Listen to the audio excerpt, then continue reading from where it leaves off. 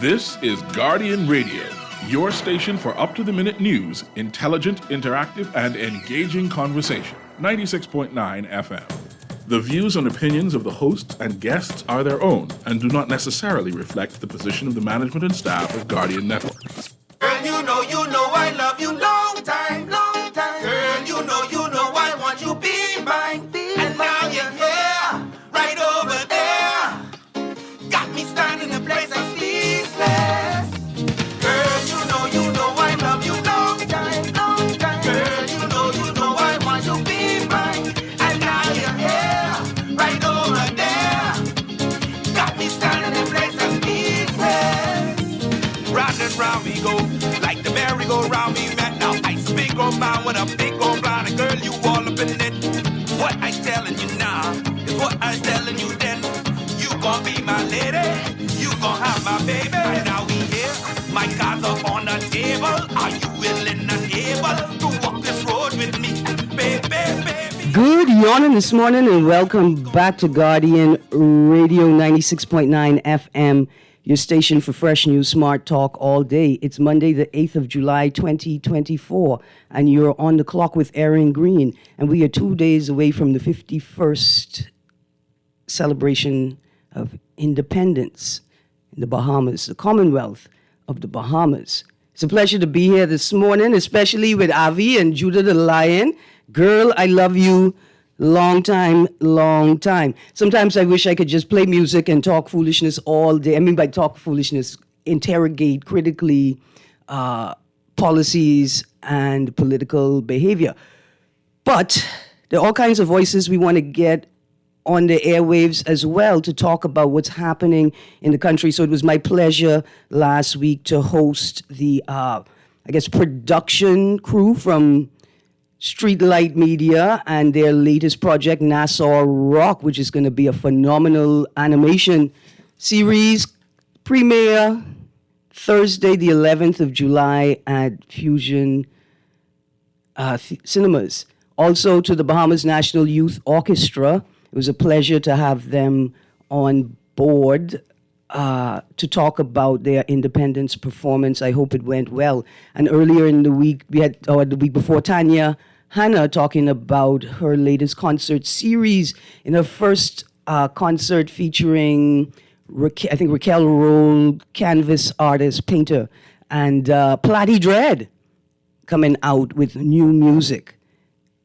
And that's just some of the people we had on. We had some men, Mr. Henry Higgins, my cousin, Randy Hannah, cousin Hannah, Randy Rule. Lots of great work taking place in men's rights and men's advocacy there as well. We've got lots to talk about this week as well as we lead into independence and for the rest of the week. I'm going to start the show by saying congratulations to Marine recruit Maya G. Bethel. She's the recipient of the Best Female Recruit Award. And we say to her, congratulations, cousin, congratulations. I also want to say congratulations to my cousin Noelle Seymour. And she is doing great things with her sorority and representing the country on the international stage. We say congratulations to her as well. Joining me in studio this morning is Mr. C.A. Nuri. Good morning, Mr. Nuri. Good morning, Erin. Thanks very much for allowing me to join you again. I'm watching on Facebook. They're arguing about the spelling of bay. Apparently, it's a big debate. No one knows how to spell bay, or bay is spelled 1,000 different ways. Let me tell you what the bigger debate is. It's a big debate. The bigger debate is who should lead the conversation on how bay is spelled. We have linguists throughout the country, right, who should really be leading this conversation, who could tell us the technical expertise, how language is developed, how it evolves, right? And then a spotlight on this Bahamian context and the origin of Bay and its evolution from, because I imagine that it comes from our West African or our African lineage, and how it has morphed in contemporary times, and what are the acceptable spellings of bay. So it could be more than one spelling? Right, because see, we real people. Bay is a real word. We real people, and let's go through a real exercise of determining its origin, how it evolved, and then, if not highlighting the established rules that govern this space. So you're trying to say this is an academic conversation? It is that beautiful moment when academia and culture come together to pass things out. Okay, good. Right? Somebody You call his name, that's Dwight. Dwight is trying to spell bay as B-E-Y and say that's bay, period. No, that's wrong. Period. But no actual period. He said that's the end. B-E-Y. That's it, period. Right? But some of my Pan-African friends tell me that bay is BH. Right? And they're saying that we can call it, for the purpose of this conversation, the prefix, right? Like the BH. That's standard. Yeah, that's ba. That's ba. And then you could do UI, EY, EI. You want to be French, BEU, BEIE, BEIU, right? But that what is definite is the BH. There are other linguists who say no, the BH, the H in front of the B has a different sound. Right, it's not West African and it's not in this space, right? And so there is academia involved because we are real people, and bay is a real word. It has a real history. It has its own evolution, and it may have evolved differently on different islands even. Yeah. Just remember the conversation we had with Nicolette Bethel. Right. She said that younger Bahamians, this 21st century millennia, what the post-millennia, Generation Z. Gen Z. Yeah. They pronounce bay differently from what we pronounce from the baby boomers. Yeah, but they also say fruits and shrimps and sheeps. Yeah. So I give them the space to do that. I don't need to, maybe I do need to recognize it as real in the context in which they use it, right? But tell me, do you remember how the young people pronounce bay? Bay. Which is different from bay. Right, because they've taken on that. That's why they spell it that way, B-E-Y. They pronounce it bay. They don't say bay. We say bay and they say bay. And I wonder how much of that is influenced by global North culture. Remember when B-A-E? Bay, yeah, and trying to pronounce that. Right? And how that meant before anyone else. For anyone else. I think is what B-A-E means, right? But I think that bay comes from wanting a connection to the global North and that space at that time. Yeah. But I understand why they say bay now, because that's how they pronounce the word, and which I don't pronounce it that way because I'm from a different generation. I actually pronounce the U in it. How you pronounce it? Bay.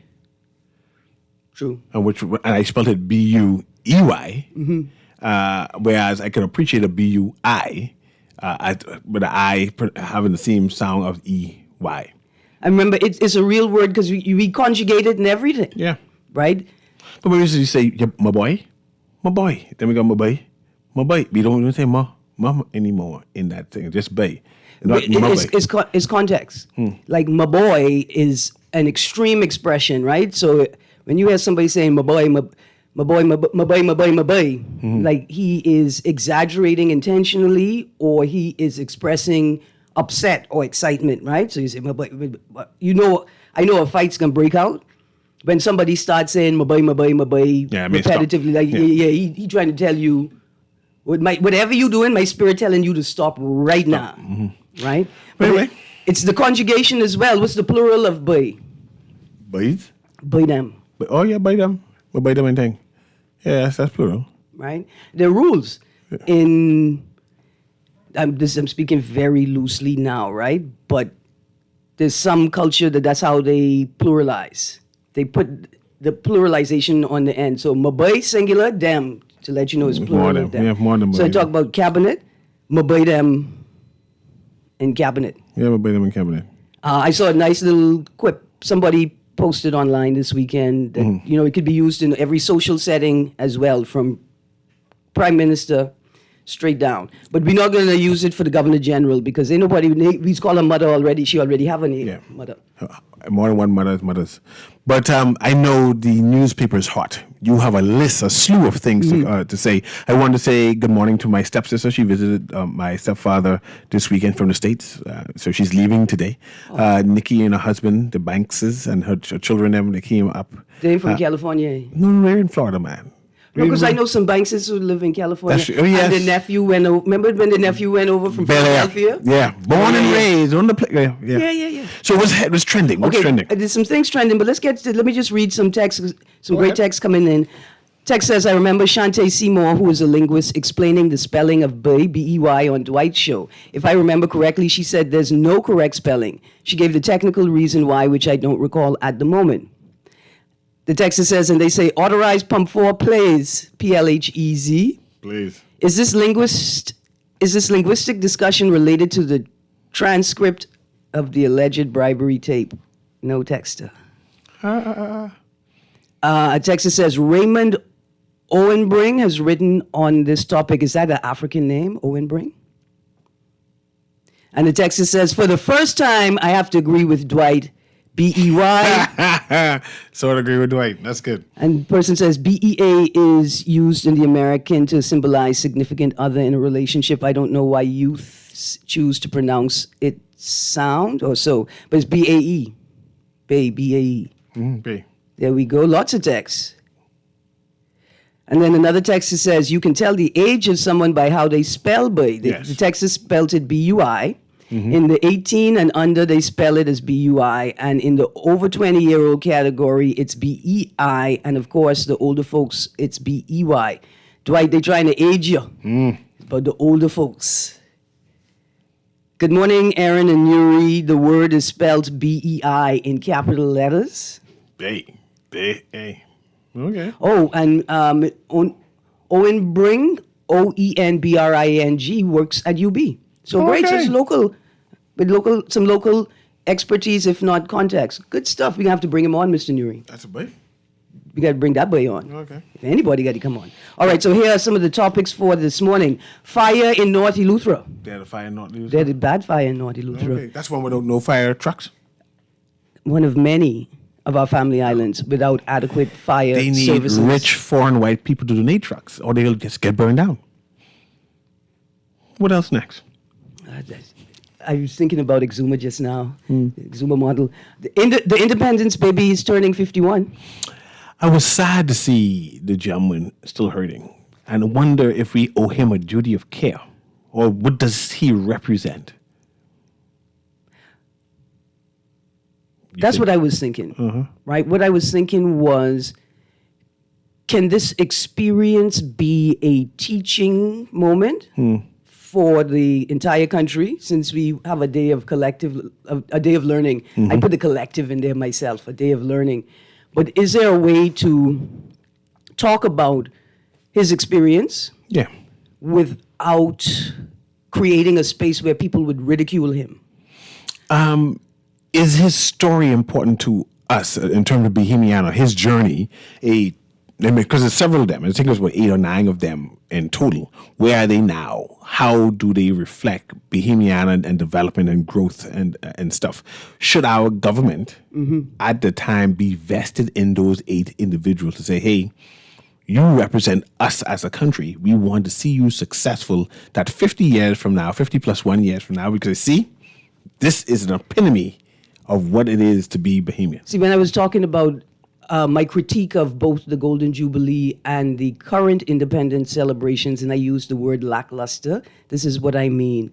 What we could have done for the 50th independence is 2 years out, started making a documentary following the lives of the 8, you said the 8 independence babies. 8 Bahamians born on the day of independence, and follow their lives, right? And through the documentation, historic and current, determine whether, or to see if we are also seeing the weaving of multiple stories of Bahamiana, right? And that would have given us individually and collectively an opportunity to reflect and interrogate the growth of the Bahamas. Yes. Through the lives of these individuals whose existence started on the same day with the existence of the independent Bahamas. John Bostwick said the born free generation, these would be the first born free individuals in the Bahamas, right, on that day moving forward. And to know how they turned out, their progression tells a tale about us as individuals. Absolutely. Absolutely. And if anything, it tells a tale of dereliction. And so my hope is that a project could be initiated introspective, following the lives of these 8 individuals, including the gentleman who's the very first baby born on Independence Day. And in documenting their lives, we learn about them and we learn about ourselves individually and collectively. Texas says the Bahamas on fire. Again, why don't we outfit that $2.5 million plane with a water hose? Firemen come under the police force, right? And Brave Davis say it's the police plane and they're using it for all kinds of things. Just add this to the growing list.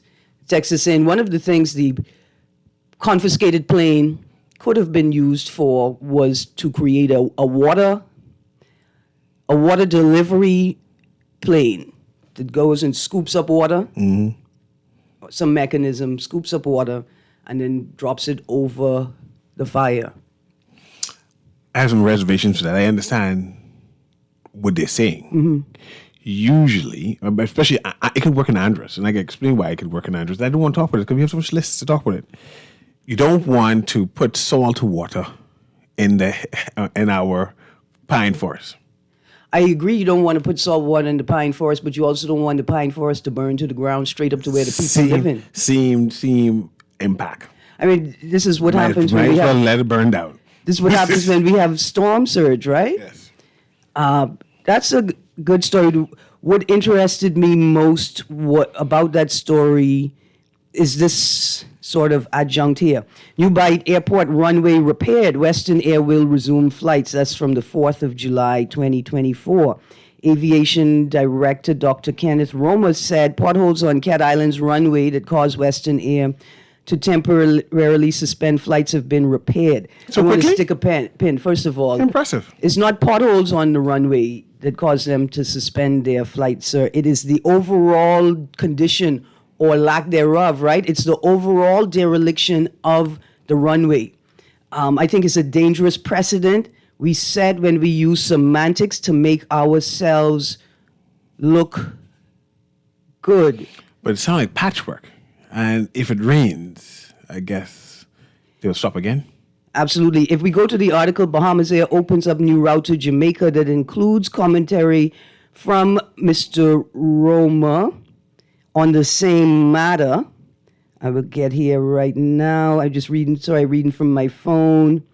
Mr. Roma also gave an update on the concerns raised and about conditions at Cat Island's New Bight Airport after Western Air suspended flights. He said, quote, there were some repairs as it relates to potholes.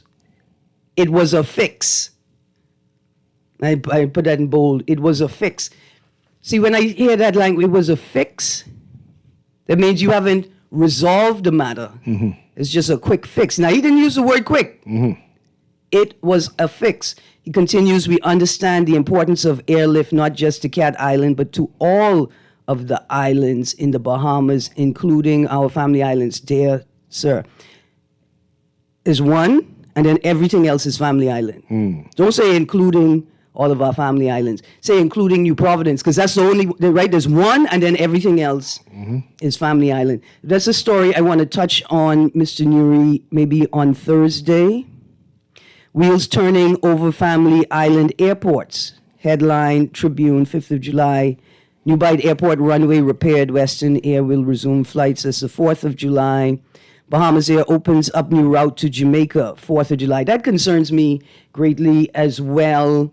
I know that Bahamas Air thinks that it is a mechanism that's supposed to derive a profit, but you are a national air carrier in an archipelagic country. Producing a profit is not your number one priority. Ensuring Bahamians have access, equal and equitable access to all services is your priority. That's your job, Bahamas Air, to help the government fulfill its obligation. So I'm concerned that Bahamas Air is opening up new routes to Jamaica while people are concerned about taking flights to family islands because we think that patching potholes on a runway is a fix. Again, that's the given culture, considering that we've been on a cold patch road paving program since Ingram last heard the words Papa ringing in his ear. So here are some of the other headlines. Fire in North Eleuthera, Mr. Nuri. I think it is worth the conversation today, but I'm not sure if that has made it to the headlines. Taylor Casey's case is in today's Guardian. Again, we can touch on that. I'm looking through the Guardian. No story on North Eleuthera fire. Let me check the Tribune. I got to check the business section as well, because here's what it is. North Eleuthera fire coupled with North Eleuthera water woes. See, now we talking. Coupled with Lighthouse Point development in its infancy, right?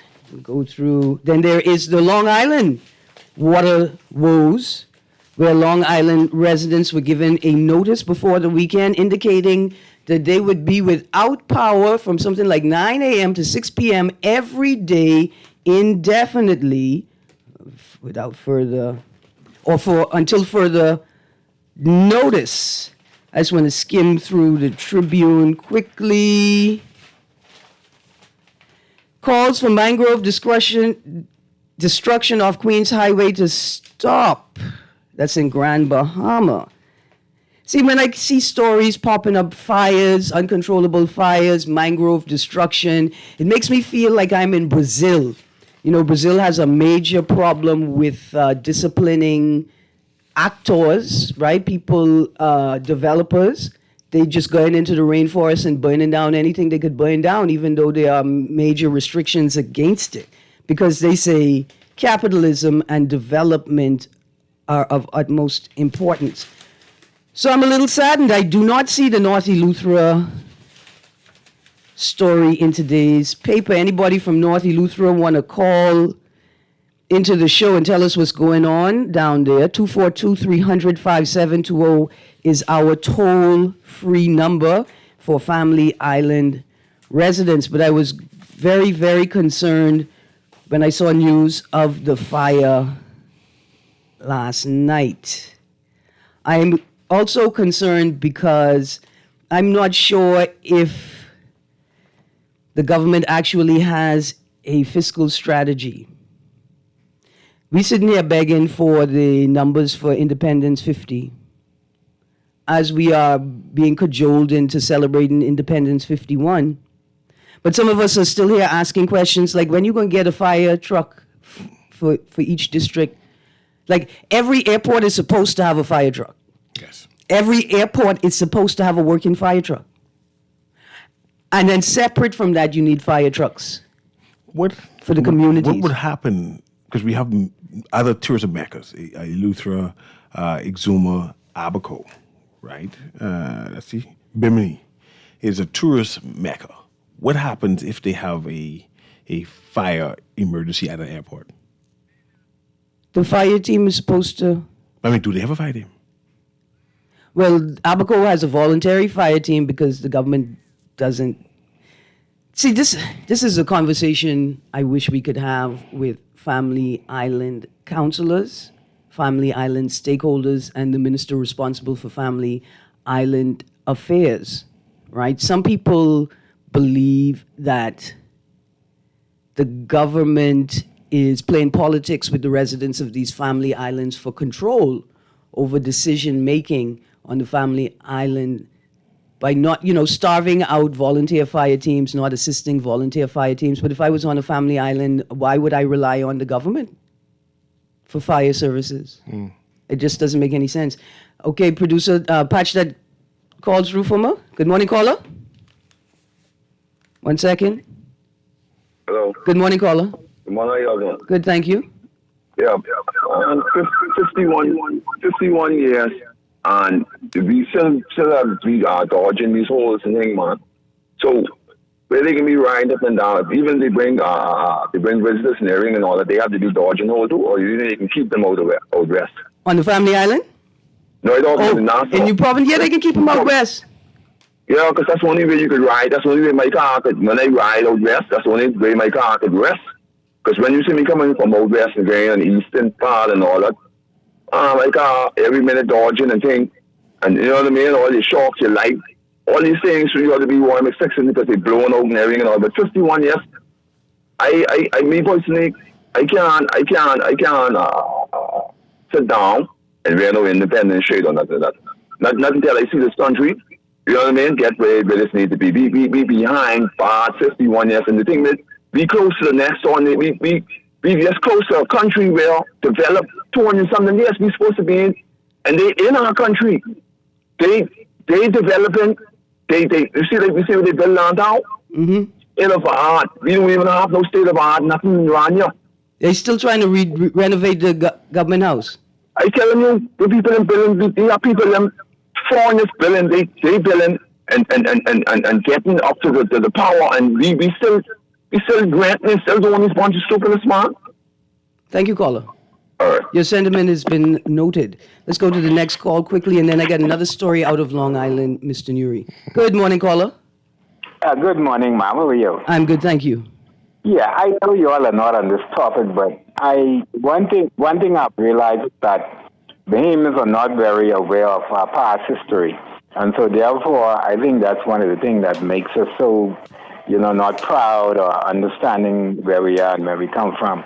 And me being a sports person, I wanted to make, all this hype that's been going on with the Bahamas national team in Spain, trying to qualify for the Olympics. Mm-hmm. I want people to know we've been there before with a full Bahamian team.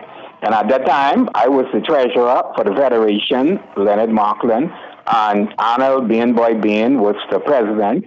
Moan McPhee was the head coach. Sharon Storr was the assistant. Gary Super Johnson. We spent 6 weeks in Argentina in the cold in August, and we was at the Tournament of America, which is equivalent to what they're playing now. Okay. The only reason why we didn't go to the 96 Olympics was because we did not have no financial support from the government. Wow. And Dexter Cambridge and Ian Lockett, who both had just demitted from the NBA, they were playing in Europe.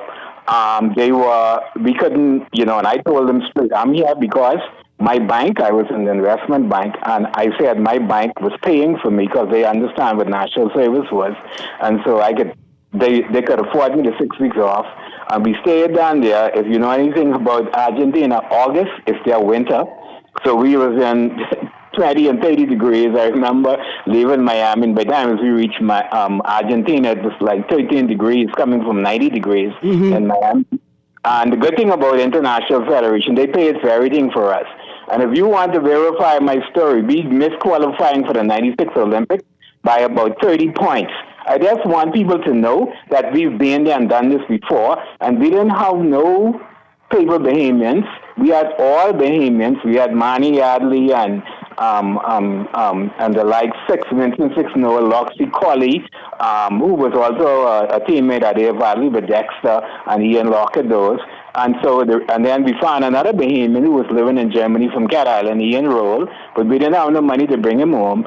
So when our team was playing, 6 Noahs and Loxie Colley was, around about 6'6", 6'7", and the Argentina front line was like 7'2" and 6'11" and things. Mm-hmm. But we lost qualifying because I remember having a very, heated up conversation with the then Minister Anna Jan Allen over the support, because I wanted Dexter them to come, but they was going to lose thousands of dollars. I don't mean near $100,000 because they were under contract in Europe. And so we wanted them to come home because we did the pre-qualification in Santo Domingo the year before. And so we had a fantastic team, but We just didn't have that manpower, and it was all Bahamians.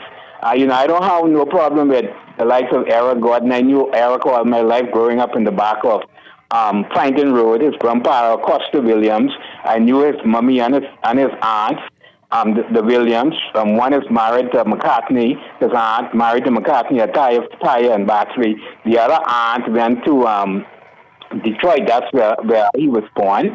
I know the whole, but I'm just saying, we didn't have no foreign coaches, and we had very little financial support of any at all. Because if you know anything but international Fed, when you reach at FIBA level, they paid for everything for us, including us going to Miami. I remember Mr. Boehner to go to Miami for us to get the visas to go to Argentina, and they paid for all of that. Wow. And if you want to verify my story... I'm going to tell you to leave your number with the producer so I could call you after the show and organize an opportunity for you to come on. Yeah, because I think, we overlooked so much of our real history, because I think Phil Smith had traveled with us, and even at the time, Dr. Slimy Thompson was supposed to go with us as our medical officer. And, they treated us like kings. We were living in hotels similar to Atlantis Royal Towers. They paid for everything for us. Thank you, Carla. And so I just wanted to make certain that we understand that we've been there before. We just didn't get all the hype like this time, and all of the internet, I guess the social media being so expanded, now everybody picks up on everything so much quicker nowadays. But I'll leave my name, and then I think what you need to do is call some of the other people, Moen Maxey. Everybody knows Moen and Anna being white.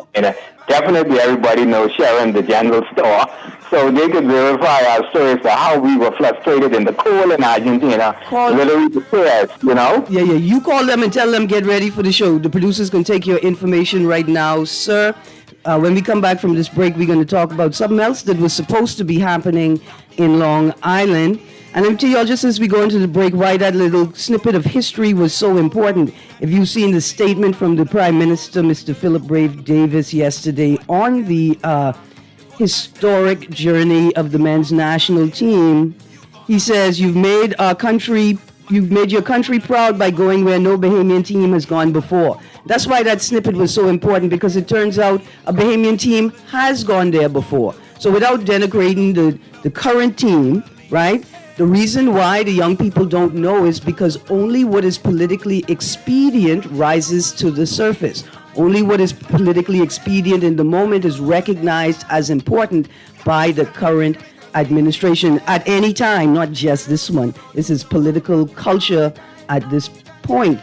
When we get back from the break, who isn't going deep diving in Long Island this year? You're on the clock with Erin, Greene, and then we're going to turn to the headline of The Guardian: Explosive Claims Spark RBPF Probe. We'll be right back. Why we doing this? The Grand Bahama News is available every Tuesday in the Nassau Guardian. You can buy your local paper at Freeport convenience stores, Western Bakery, DeGregory's Fine Foods, and Bellevue Gifts. Now is the time to reach your Grand Bahama market with affordable packages, including print and digital. Call GB News sales representative Kavandre at 822-6717 or message him on WhatsApp for ad rates. Classified ads are now available every Tuesday as well. Keep up with everything Grand Bahamian every Tuesday in the Nassau Guardian. For fast, reliable, and impactful printing services, look no further. Let Printmasters bring your masterpiece to life. We stand by our quality products that is second to none. Our affordable pricing and friendly, efficient staff makes Printmasters the ultimate choice for all your printing needs. We can deliver any type of printing services, from banners to booklets to business cards. You name it, we can print it. Let Printmasters bring your masterpiece to life. Located in the Nassau Guardian Building, telephone 302-2361. Love the show? Want to give your support? Become a sponsor today. Call 302-2300 for our rates and packages. That's 302-2300. Become a sponsor on Guardian Radio 96.9 FM. Fresh news, smart talk, all day. This is Guardian Radio 96.9 FM. Fresh news, smart talk, all day. Girl, you know I love you long time, long time. Girl, you know I want you be mine. And now you're here, right over there. Got me standing in place. Welcome back. We're going to take these two calls quickly, and then we're going to read this notice coming out of Long Island. Good morning, caller. Greene, how you doing? Seattle, Johnston. Good morning. what is happening, what you're seeing happening across the Bahamas is decades of decay that we've been trying to avoid. If you look at the national budget, you'll see probably 75-80% of it goes to recurrent expenses. Nothing new for the maintenance, development, expansion of the economy.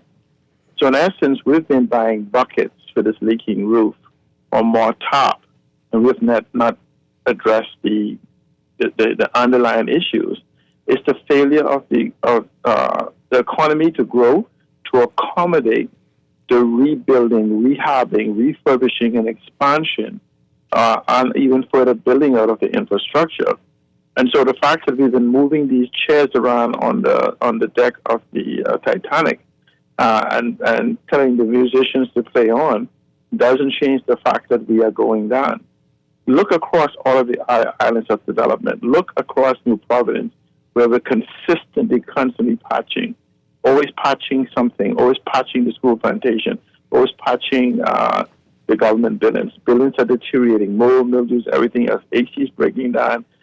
Yeah, just if we just stop for a moment and listen to our leadership speak, then we get to see that it's a facade. Mm-hmm. And I'm simply saying that for us to grow, we must, the 21st century they talk about, and we see people around, I use the analogy, we say, oh, Singapore is in the future, China is in the future, Japan is in the future, Taiwan is in the future, Hong Kong in the future. But if you take a flight to those places, you won't arrive in the future. You arrive in the present. We're backwards. Just in anything I'm saying. Until we actually have a conversation on what we need, which is digitization, datification, and digital transformation of this economy, we are going to only get worse and worse and worse. Because we can no longer patch the unpatchable. It's time to build anew. Thank you so much. Thank you, C. Allen. Let's go to the next caller quickly, producer. Good morning, caller. Good morning, caller. Let's go to the next caller, producer. Good morning, caller. Yeah, good morning, Ms. Greene. Good morning, Mr. Nuri. Good morning. How you do? Yeah, I'm not doing too well. I'm trying to paint a realistic picture here. Ms. Greene, I was supposed to send you some photos, right, of Goodman's Bay. There's nothing good about it, right? Mm-hmm. There was a recent fire. A young lady, her stall was burnt. I was jogging 6 o'clock in the sun, and I met her kind of sobbing and ray. But I just decided to video the whole area. The amount of garbage is inundated with garbage from the east side to the west side, all up underneath the mangroves. I saw human excrements, right? It's so inglorious until I felt like I was being smothered, and I see why people don't give a S because they're living in it, right? Mm-hmm. But I just wanted to say to the public and to all the non-clairvoyant, imbecilic minds, the political ones, right? Who C. Allen is totally correct also, but what I'm saying is, are you, when you there was a study done in the 50s where you compartmentalize a bunch of rodents, and then you allow them to breed within a confined space. And so within that space, they were so, the numbers became so great that they stopped breeding. And then they became extra violent when feeding time, and even without feeding, they became barbaric barbarous towards one another, okay? And so I don't see how politicians, within their right thinking mind, calling themselves educated, can allow this country to be filled up. NASA's only 7 by 21. We are cutting down all of the forestry for subdivisions.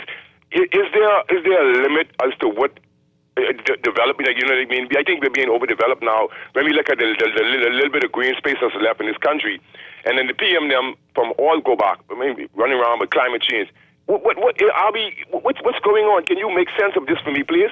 Well, I tell you what, 52. Yeah, but Erin, like every experiment done in mice and rodents is designed to symbolize what will they do with humans. I mean, come on, man, give me a break. Someone help me out, please, because we can't allow unabated migration. Our space is gone. I got you. Erin, I can send you the pictures of Goodman's Bay, okay? Send them to me. It's sickening, man. It's sickening. Someone needs to go up there and clean up that garbage. Thank you, 52. Thank you, 52. Producer, let's go to the next caller quickly. I tell you what's happening. Caller, give me a second to tell you what I think is happening is that the National Development Plan has been pushed aside for the National Investment Fund. Right? Government is more focused on the National Investment Fund than it is the National Development Plan, not understanding or willing to acknowledge that if you're going to have a National Investment Fund, it must be developed out of a National Development Plan. And so that's a part of what C. Allen is saying, that we just keep patching as opposed to tearing down the whole structure and building again. Good morning, caller. Erin. Good morning. Good morning to the nation and good morning to Nuri. Morning. All of what 52, my schoolmate, has said and C. Allen them contributed is well considered credible. But I want to touch on where y'all were saying about the patching of the road and the ambulance and. All right, let's make it. Let's make it quick. Yeah, but okay, very quick. Yeah, no, I'm not being. Caller, can you still hear me? All right, I'm not sure if I'm live or not, but I will say good morning to BPL. BPL has done it again. Good morning to the Bahamas Electrical Workers Union and good morning to the Bahamas Electrical Managers Union.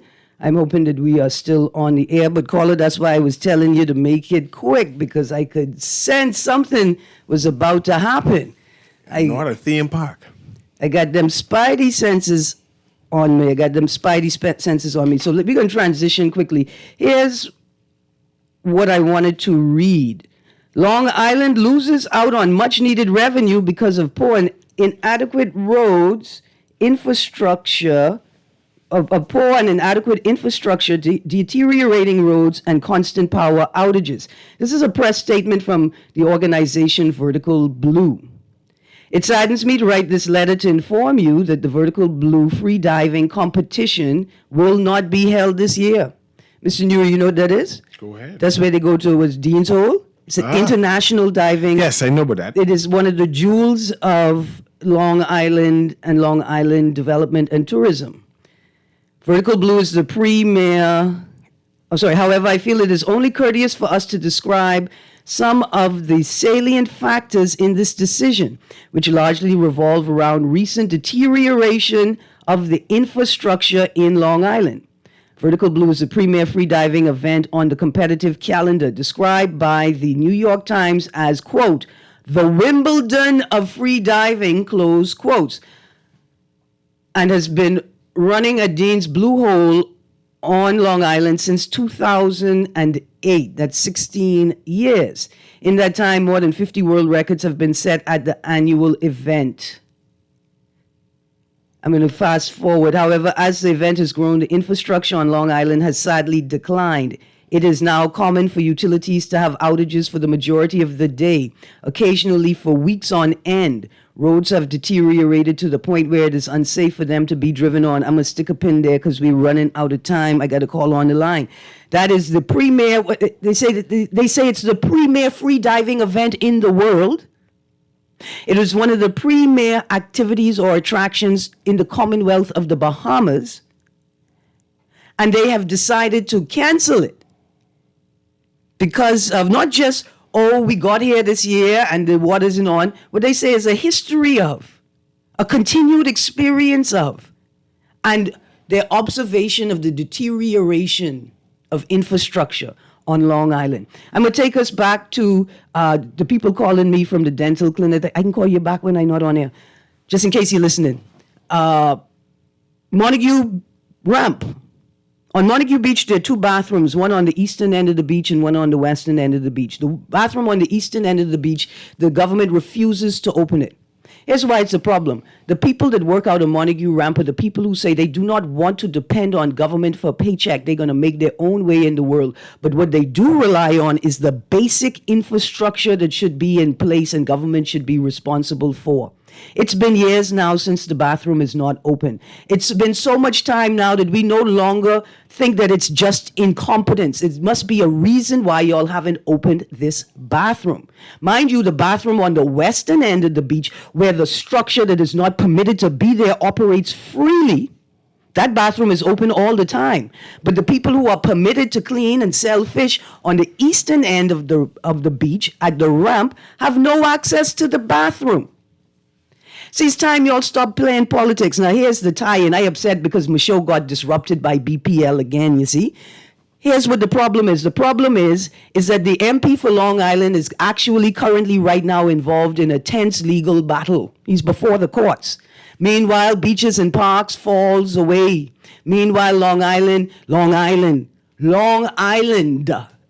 Islanders have felt the need to call out and say, hey, you are not doing for us the things that we cannot do for ourselves. The Minister for Family Island Affairs, where are you? What are you doing? Were you all so busy making sure that Lighthouse Point deal came through that you forgot that you need to focus on the infrastructure necessary for Lighthouse Point to be a success and an advantage for everybody on the island? Text here says, I could hear you don't know for how long, sending up prayers for the Minister of Energy brain. I don't know, for real. Good morning, Erin and Yuri. Sorry to change the subject, but do you know if the University of Bahamas is now charging students for their education? Last semester, my son had to pay around $250 this semester. He now has to pay over $700. Do you know if they're increasing the fees or did something change with the government? I'd have to investigate that. Text National Development Fund or a fund for politicos to dip into to make themselves rich in 5 years. No, that's the... We still haven't had a national conversation on a tourism development fund yet, have we? Another text, I suspect that there will be some sort of spin from tourism as to what has been said about the Dean's Blue Hole situation on Long Island, subsequent to some action being taken and only being taken because an outside entity would have voiced a concern.